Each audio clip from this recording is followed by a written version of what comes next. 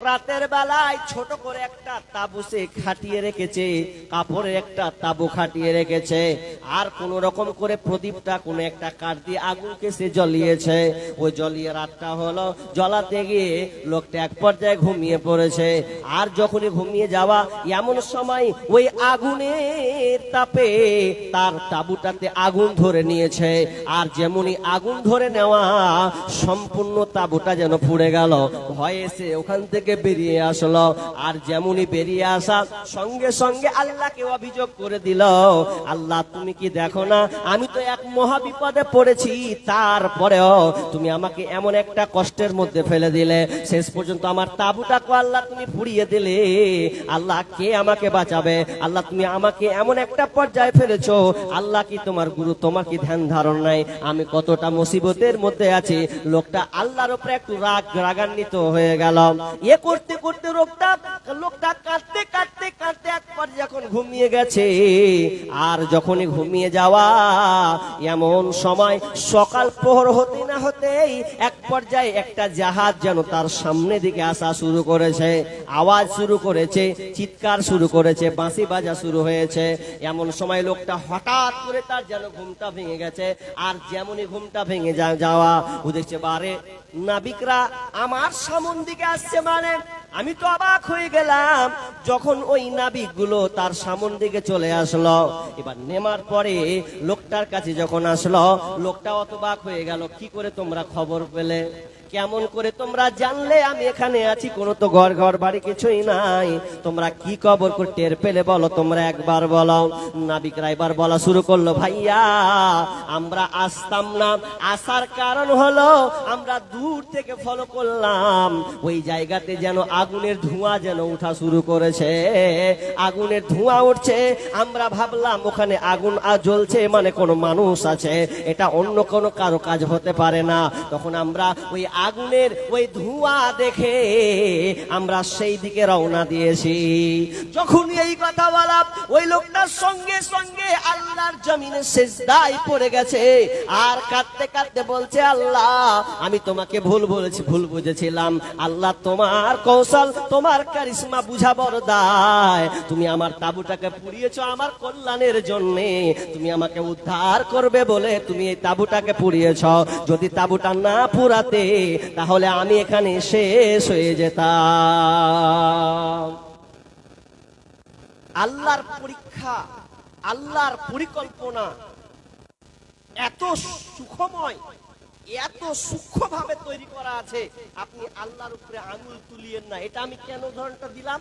এখন আপনার উপরে পরীক্ষা যে কটা নিবে আল্লাহ, ওটা চাপাবো, এই জন্য মিডিলে আপনাকে উদাহরণটা দিলাম, যাতে আল্লাহর বিরুদ্ধে আপনার আঙুলটা না। হযরতে বেলাল এনেছে ঈমান কত কষ্ট করে, গরম মরুভূমির গরম বালুতে তাজা রক্ত ঝরে, তবু বেলাল,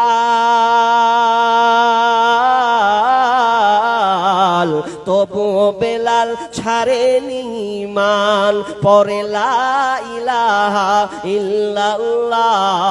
দেখো কেমন ঈমান এনেছে আমার নবীর সাহাবারা, সেই যুগের সাহাবারা।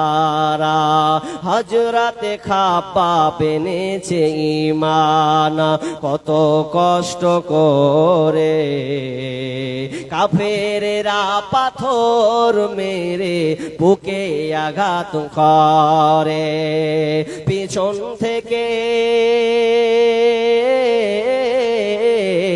পিছন থেকে তাকালে পরে দেখা যায় বুকের সিনা, দেখো কেমন ঈমান এনেছে আমার নবীর সাহাবারা, সেই যুগের সাহাবারা। হযরতে হানজালা এনেছে ঈমান কত কষ্ট করে, বিয়ের পরে প্রথম রাত্রে ছিলেন বাসর ঘরে।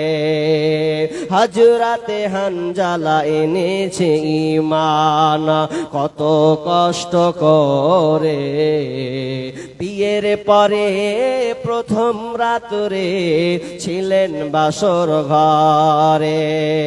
যুদ্ধের দামামা যুদ্ধের দামামা উঠল বেজে, হলো না ফরজ গোসল করা। দেখো কেমন ঈমান এনেছে আমার নবীর সাহাবারা, সেই যুগের সাহাবারা, সেই যুগের সাহাবারা। খাব্বাবকে পারেনি, বেলালকেও পারেনি, হানজালাদেরকেও পারেনি। যত নবীর এবং যত সাহাবী আউলিয়া, যত তাবিনদের কষ্ট হয়েছে, তবু তারা এক চুল পরিমাণ তারা নড়াচড়া করেনি। আল্লাহ চাইছেন বান্দারে আমি তোমাকে পরীক্ষা করব, আমি তোমার ঈমানি জাজবাটাকে আমি চেক করে নেব, চেক আপ করে নেব। যে আল্লাহ বলছেন বান্দা তোকে আমি পরীক্ষা করব, পরীক্ষা করার ক্ষেত্রে তার আগে একটা সাবজেক্ট তুমি জেনে নাও, তুমি ভালো করে তোমার মাথায় গেঁথে নাও। সূরা বাকারার 216 নম্বর আয়াতে আল্লাহ রাব্বুল আলামিন বলছেন কুতিবা আলাইকুমুল কিতালু ওয়া হুয়া কুরহুল লাকুম, কুতিবা আলাইকুমুল কিতাল ওয়া হুয়া কুরহুল লাকুম। আল্লাহ সুবহানাহু ওয়া তাআলা বলছেন আমি তোমাদের উপরে লড়াইকে ফরজ করে দিয়েছি, আমি তোমাদের উপরে সংগ্রামকে ফরজ করে দিয়েছি, লড়াইকে ফরজ করে দিয়েছি। ওয়া হুয়া কুতিবা আলাইকুমুল কিতাল ওয়া হুয়া কুরহুল লাকুম, এবং তোমাদের অথচ তোমরা এটা পছন্দ করো, তোমাদের কাছে এটা পছন্দনীয়।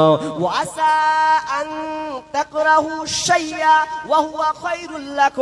আল্লাহ বলছেন তোমরা যেটা পছন্দ করো, যেটা তোমরা পছন্দ করো হতে পারে তোমাদের জন্য কল্যাণকর। ওয়াসা আন তুহিব্বু শাইআ ওয়া হুয়া শাররুল লাকুম, আর যেটা তোমরা পছন্দ করো, অপছন্দ করো, পছন্দ করো এটা তোমাদের জন্য অকল্যাণকর, এটা শাররুল লাকুম সেটা তোমাদের জন্য অকল্যাণকর। ওয়াল্লাহু ইয়ালামু ওয়া আনতুম লা তা'লামুন, আর কিন্তু তোমরা এটা বুঝবে না, এই জ্ঞান তোমাদের কাছে নাই, এই জ্ঞান আমি আল্লাহ কেবল আমি ভালো করে জানি। আল্লাহ বলছেন তোমরাকে সংগ্রাম করে কল্যাণ ও অকল্যাণকে তোমাদের খুঁজে নিতে হবে, কিন্তু যেখানে সেখানে আঙুল তুলে দিলে কিন্তু হবে না। কথাটার একটু এই আয়াতের একটু আপনাকে একটা উদাহরণ দিই, তাহলে আপনি চট করে বুঝে নেবেন। এবার পরীক্ষাগুলো কি ওগুলো সাবজেক্ট সামনে নিয়ে আসছি, ধৈর্যের সঙ্গে শুনবেন, অনেক কিছুই পাবেন। কি আপনি মনে করছেন যে আল্লাহ আমাকে এটা দিলে ভালো হতো, এটা কেন দিতে গেল? যদি এই জিনিসটা দিত মনে হয় আমি কামিয়াব হয়ে যেতাম, মনে হয় আমি সাকসেস হয়ে যেতাম। আল্লাহ বলছেন খবরদার, তুমি ভাবছো তোমার ওখানে কল্যাণ, কিন্তু হতে পারে ওখানে তোমার অকল্যাণ লুকিয়ে আছে। একটা লোক বলছে বাড়ির পাশের লোক ওকে 4 চাক্কা দিয়ে দিয়েছে, ওকে বাইক দিয়ে দিয়েছে আল্লাহ, আর আমি এত পরিশ্রম করছি খাচ্ছি, তো আমার নসিবে একটা বাইক জুটলো না। আপনি মনে মনে বলছেন যদি আল্লাহ যদি আমাকে বাইকটা দিত তো ভালো হতো, মানে আমার কোনো কল্যাণে আসতো। এখন আল্লাহ আপনাকে শিখাচ্ছে বান্দা, তুমি মনে করছো যে তোমাকে বাইক দিইনি বলে আমি ভুল করেছি, তা নয়, তোমার ওখানে কল্যাণ আছে বলেই আমি তোমাকে বাইকটা দিইনি। হতে পারে বাইকটা দিয়ে তোমার ক্ষতি আছে। কেমন একটা উদাহরণ দিই, গল্পটা খুব দামি গল্প, যেমন তেমন বানানো গল্প নয়, ঘটনা।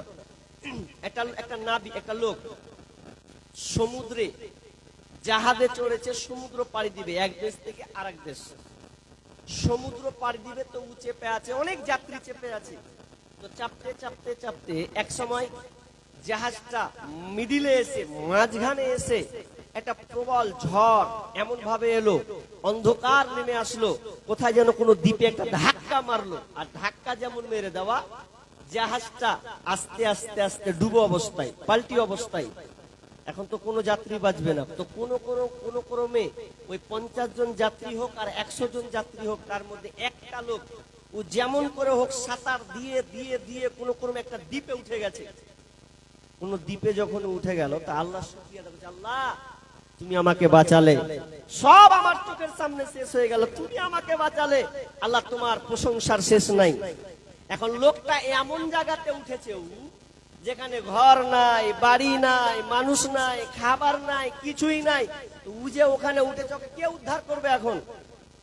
তো জঙ্গলে গিয়ে একদিন, 2 দিন, 3 দিন ফলগুলোকে পাচ্ছে আর কোন রকম করে খেয়েছে, আর মাছগুলোকে কোন রকম করে ধরছে। ভালো করে শুনবেন, কিন্তু জ্ঞান আছে। এবার করতে করতে করতে এক পর্যায়ে একদিন যাচ্ছে, 2 দিন যাচ্ছে, তো মনে মনে বলছে, আল্লাহ আমি তো এখানেই মরে শেষ হয়ে যাবো, বাঁচালে ঠিক আছে, তো বেঁচে আমার কি লাভ হলো, আমি তো এখানেই মরে শেষ হয়ে যাবো, কেউ তো নেই আমাকে নেওয়ার খবর নাই, না আছে মোবাইল, না আছে কোনো মানুষজন, কাকে বলবো, কে শুনবে, কেউ তো শোনার নাই, আমি শেষ হয়ে যাব, আল্লাহ তুমি আমাকে বাঁচাও। মতো লই না কেহ আমায় বুকে টানি, আঁচল দিয়া মুছে না কে, হাইরে মা জননী আমার, হাইরে মা জীবন আমার যাইব কেমনে, জীবন আমার যাইব কেমনে একটু ভাবনি, হাইরে মা জননী আমার, হাইরে মা জননী, মাগো তোমার মতো, হাইরে মা জননী আমার, হাইরে মা জননী, হাইরে মা জননী আমার, হাইরে মা জননী, অনাদার কাছে মাগো আমারি এ জীবন, ভাগ্যের দোষে রইল বাবা দূরেতে এখন, অনাদার কাটে মাগো আমারি এ জীবন, ভাগ্যের দোষে রইল বাবা দূরেতে এখন, তুমিও নাই বাবাও নাই, তুমিও নাই বাবাও নাই, দুঃখী আমি এমনি, হাইরে মা জননী আমার, হাইরে মা জননী, মাগো তোমার মতো লই না কেহ আমায় বুকে টানি, আঁচল দিয়া মুছে না কেউ আমার চোখের পানি, হাইরে মা জননী আমার, হাইরে মা জননী। উপস্থিত আজকের এই মঞ্চের যোগ্যতম সভাপতি মহাশয়,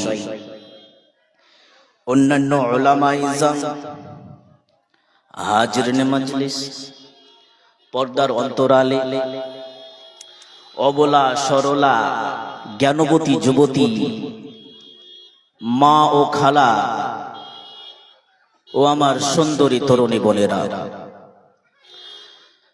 সমস্ত প্রশংসা, সমস্ত গুণগান, সমস্ত গুণ কীর্তন সেই মহান আল্লাহ তাবারক আল্লাহর জন্যই, যিনি একক অদ্বিতীয় সত্যম সুন্দরম বিশ্বজাহানের বাদশা, যার হাতে অশক্তি বা শক্তি, যার হাতে জীবন ও মরণ, যে আল্লাহ আমাদেরকে এই পৃথিবীতে সর্বসেরা করে পাঠিয়েছেন, যে আল্লাহ আমাদেরকে এই পৃথিবীতে সর্বজ্ঞানী করে সৃষ্টি করেছেন, তার শুকরিয়ার্থে কৃতজ্ঞতা করে শেষ করতে পারা যাবে না।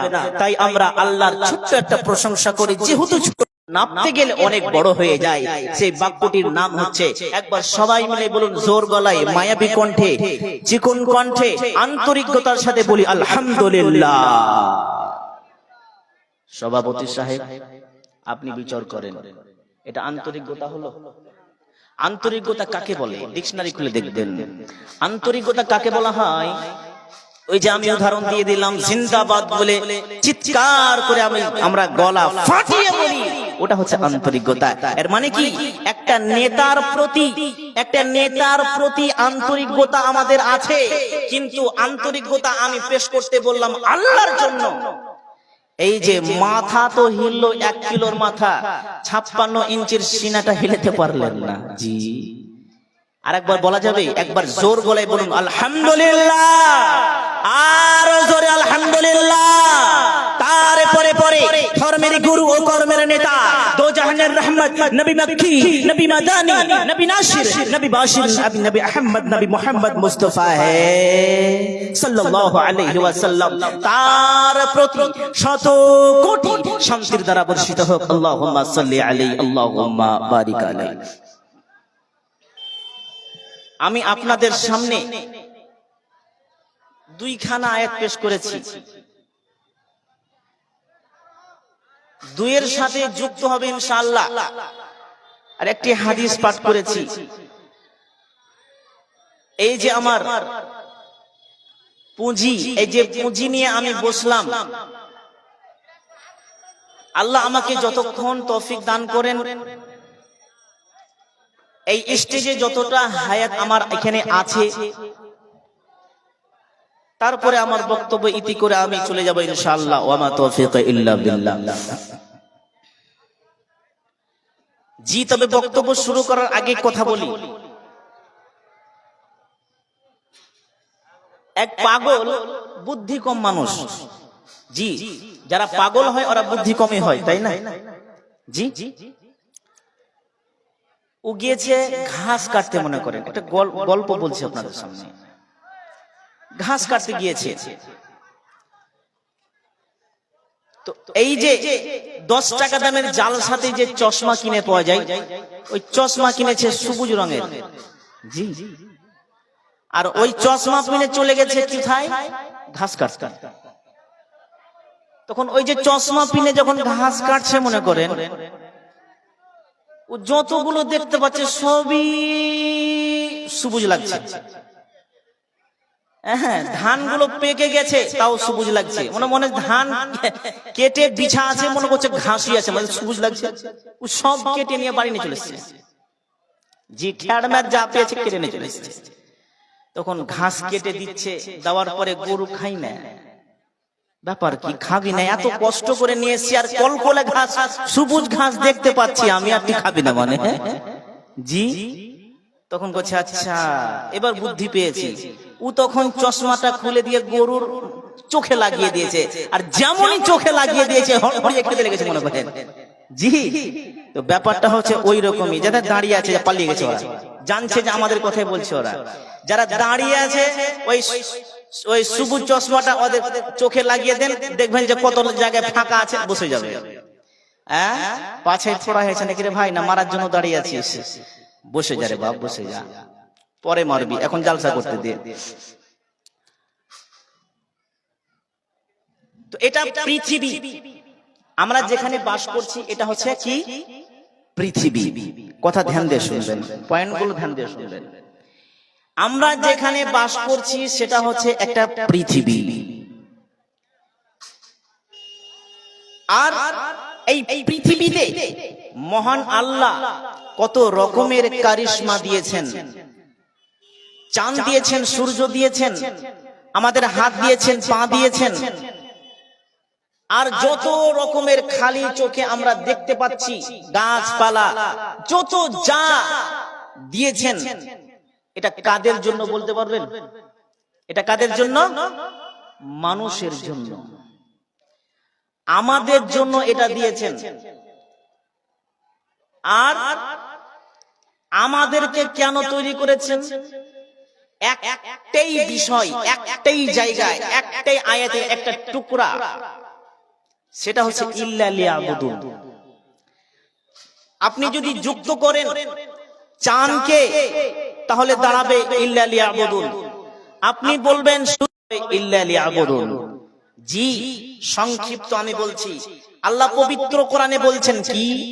বিসমিল্লাহির রহমানির রহিম। ওয়ামা খালাকতুল জিন্না ওয়াল ইনসা ইল্লা লিয়াবুদুন। জি টেনে নিলেন। কি বলছেন? দুনিয়ার মানুষেরা রে, এই মানুষ এবং জিন আমি তোমাদেরকে সৃষ্টি করলাম। এই সৃষ্টি করলাম, এখান থেকে একটা কোশ্চিনবাচক আইলো, তারপরে আপনি যুক্ত করে দেন সৃষ্টি করলাম আমি একটাই বিষয়ে, সেটা হচ্ছে ইল্লা লিয়াবুদুন। আমি তোদেরকে এইগুলো দিলাম, শুধু ইল্লা লিয়াবুদুন। তোমরা আমার ইবাদত করবে, তোমরা আমাকে মানবে, তোমরা আমাকে সিজদা করবে। জি আচ্ছা বলেন তো বাবাজিরা, সন্দেহ আছে? ভুল আছে? ভুল নাই। আমার আল্লাহ কত সুন্দর করে বলছেন, বিসমিল্লাহির রহমানির রহিম। যালিকাল কিতাবু লা রাইবা ফীহি।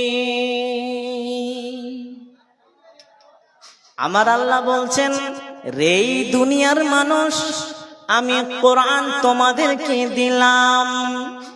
এই বৈজ্ঞানিকেরা, এই ইঞ্জিনিয়ারেরা, এরে গবেষকেরা, এই সায়েন্টিস্টেরা, আমার কোরআন খুলে নাও, তোমরা দেখে নাও, আমি যে কোরআনটা তৈরি করলাম, এই কোরআনে কোনোদিন ভুল হতে পারে না, পারে না, পারে না। ভাইজান, আমি অনেক অসুস্থ, হাসপাতালে ভর্তি ছিলাম। খুব এই যে কথা বলছি আপনাদের সামনে, এই দিকটা খুব ব্যথা করছে। জি ব্যথা করছে। ডাক্তারে বলে দিয়েছেন যে বেশি আর রাত জাগিয়েন না, আর বেশি কথাও বলবেন না। এই দিকটা ব্যথা করছে ভাইজানেরা। তো আল্লাহ তাবারক ওয়া তাআলা কোরআনটাকে বানালেন, ভুল নেই।